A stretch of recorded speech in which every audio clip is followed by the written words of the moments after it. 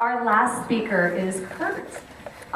We hired Kurt. We interviewed a lot of people, a really lot of people. We had a lot of people involved in the interview process from Malibu Unites to find Kurt and his associates and make sure that they are balanced, make sure that they are well experienced.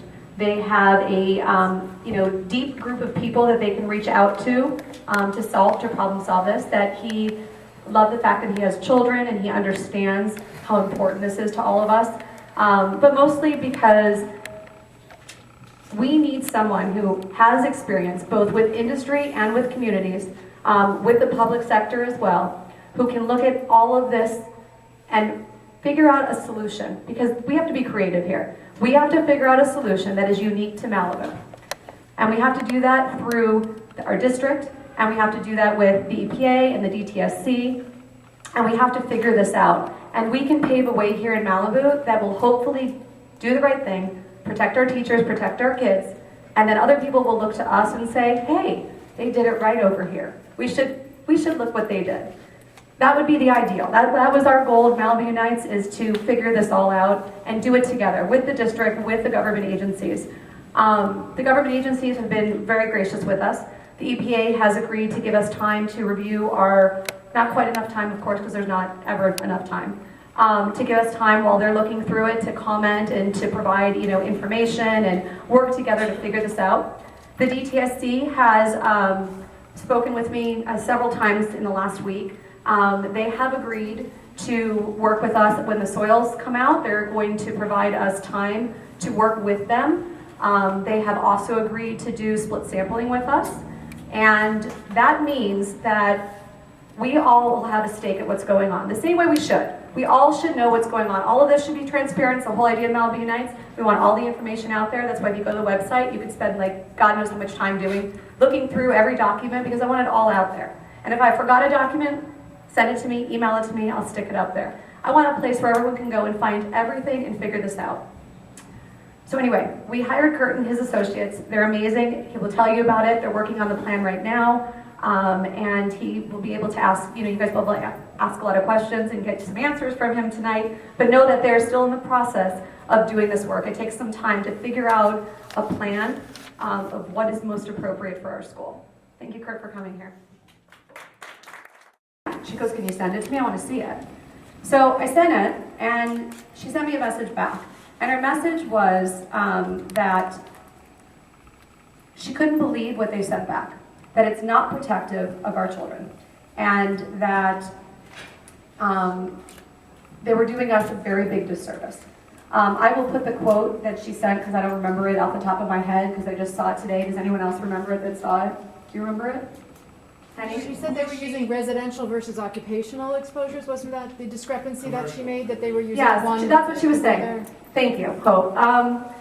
It's basically what she was saying in a nutshell is that Environ is calling for an industrial threshold, is that what it's called, as opposed to a residential. I will tell you that Arcadis cleaned up to a very conservative residential exposure. They actually cleaned up really well for what they saw. They don't know what the source is. They didn't expand beyond where they were going, but they did it to protect our kids. Environ is not doing that. They're asking to clean up to an industrial threshold, which is much higher for people who are working, in an industry. We all know that the EPA has said that we're supposed to clean up schools to a residential level. That is their standard. DTSC says it. The EPA says it. It's written all over their website. But Environ put a plan together that says something different. So we have to be very careful and vigilant every step of the way. You guys have all known that. We've been vigilant along the way. We were the ones who figured out that they were testing with the windows open when the EPA said not to. We have to keep eyes on this to ensure protection of our teachers and our children. And that's what Malibu Unites is trying to do. We want to solve this problem. We want to put it past us. We want to get out to, creating a better education and supporting our teachers and whatever you guys need. But without a healthy school, none of this really matters. Because when the kids are getting sick, whether it's now or it's 10 years from now, that's what matters. So once we clean up our school and we make sure that it's healthy and safe, we can move on to all these other great things. But for now, this is what we're focused on. And we have a chance to really get this right. And so one of the things is that, we have hired Kurt and his team. We are trying to raise $20,000 to pay for this. It'll pay all the way up to remediation. It includes the split sampling that we're doing. I don't know that the vast, how far we want to go because, Kurt and his team have not, figured that out with the DTSC yet. But they will take a percentage of what Environ does, the same way the DTSC does. So this is their suggestion. And so we need to raise these funds to do that. What that does is it gives us the data. It holds Environ accountable. The DTSC is holding them accountable. Now the DTSC will have double the amount of information for us all to look at this together. We'll lay it all out as a team, our team of experts, and they'll work with the DTSC and hopefully be willing to work with Environ if the district allows them. And we can figure this out together. One thing Kurt said to me is if everyone's honest, these numbers are these numbers. If we collect the samples legitimately and we get the test results and they all go to legitimate labs, we'll all have to agree on, the DTSC will have to approve all of these labs, all those numbers, everything that we come up with should all be the same, right? Our job is to hold everybody accountable because Kurt's job is to protect you guys, all of our teachers, and protect all of our children. And like I said before, the district is, needs to protect, their business as well. And the DTSC and the EPA, they've got a lot of people to answer to. So if we put all of our great minds together, we will find a real health-based solution for our school and be the example of what the rest of the country can do. Do you have a question? Can Kurt or members of your team be there when they do the testing to make sure windows haven't closed? And I heard they're supposed to be closed like 2 or 3 days before testing. We will negotiate all of those things. I'll give that back to Kurt. Absolutely, all of those things, and that's something that he's going to work with the agencies on. But I just want you guys to know we're looking to raise this money.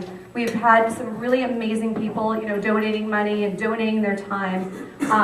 We are 501c3, and we're pending right now. Our lawyers have basically said that, not Christina, have basically said that, it'll happen in the next 6 months, so it'll be on this year. So if you're in this fiscal year, it should be tax deductible.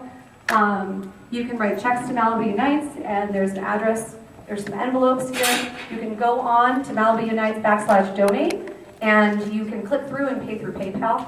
But we really need everyone to come together. I need you to talk to your neighbors. I need you to let them know that we are doing this to protect our kids, and we all need to contribute our time and our resources to do so. So if you can be willing to donate as much as you can, that you're comfortable with, we would be ridiculously grateful. There's one more thing before we start asking questions, is Paul Rosenfeld has been helping us since day one. He's somewhere here. Oh, there he is. Okay. Paul is part of our team as well. And Paul will be working with Kurt and our board, and he is a PCB expert, and so he will be taking a look at this. His eyes will be on it. He will be making his comments and ensuring that we are doing what is right. And no one, he's studied this since day one.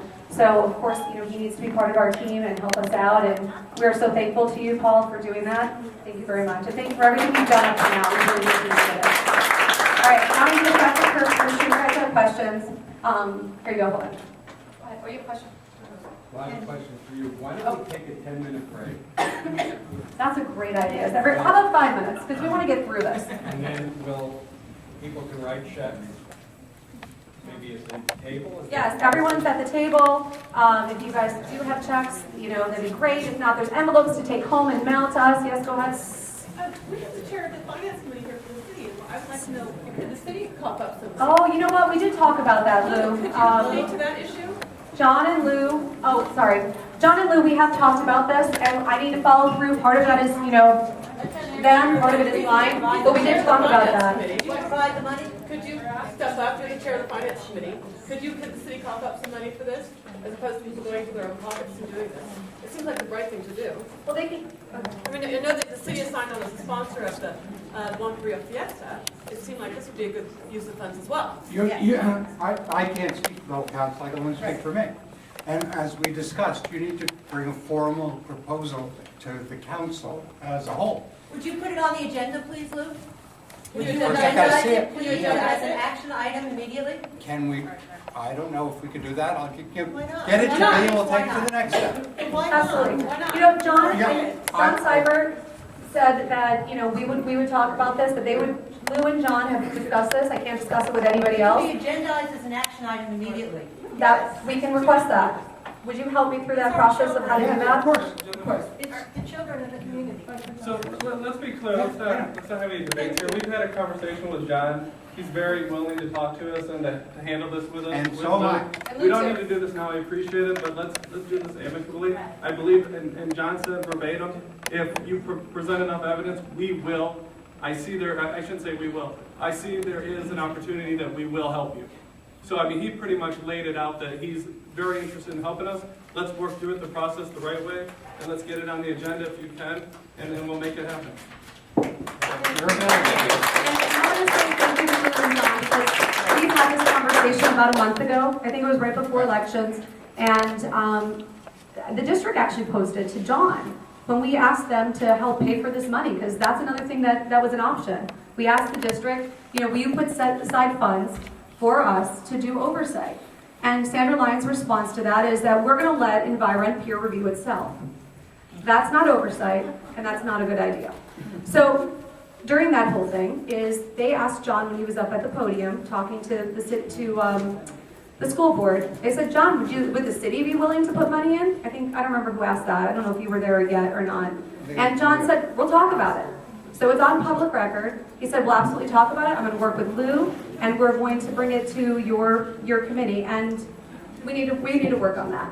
But in the meantime, this is the first round of funding that we need in order to get us to the point where what are we going to do, how are we going to comprehensively test, and then figure out, are we good, are we done, or do we need to remediate? And we can't budget remediation when we have no idea what it is yet. So we'll all talk about that. John has gone through our entire list. He has researched Kurt, and he's up to date on it. When he gets back in town, we'll have that discussion. And we need to raise $20,000. Thank you very much. That's what we're looking to raise right now. Again, with Malibu, I don't want this, all this money to be sitting there. This is a purpose. It's a goal we'll have. It'll be completely transparent. 100% of it's going towards protecting your kids. Hiring these consultants to make sure that our kids are safe and this process is adequate and accurate. So yeah, why don't we take like a 5-minute break?